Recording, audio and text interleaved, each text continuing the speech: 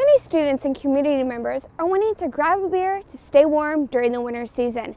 However, what many might not be aware of is how the beer is made. Thankfully, I was able to sit down with the owner and bartender at the Lafayette Brewing Company, get a closer insight on how this process works.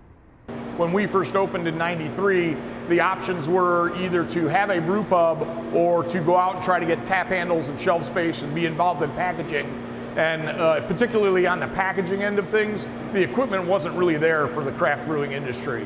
And so we weren't comfortable with the packaging side of things, so we decided to open the restaurant, and that's been the business plan ever since. Typically, the beer process takes about 3 weeks, but some beers take less than that time. Regardless of the type of beer you're looking for, here's a 5-step process on how this beer is created. First off, the malted barley is soaked in hot water to release the malt sugars.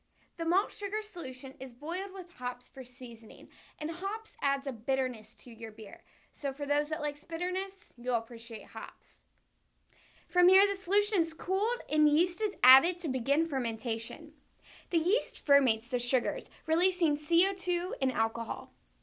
When the main fermentation is complete, the beer is bottled with a little bit of added sugar to provide carbonation.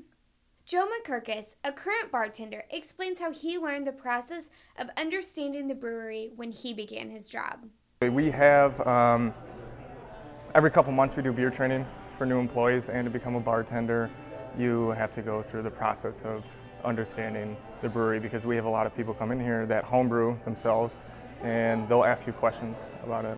Justin Connors, a local community member, says he loves this beer because it's authentic and the atmosphere keeps him coming back. They're very authentic on how they actually make their beers. They don't add a lot of random stuff like fruits and vegetables and other things like that. They stick to the 4 main ingredients in beer.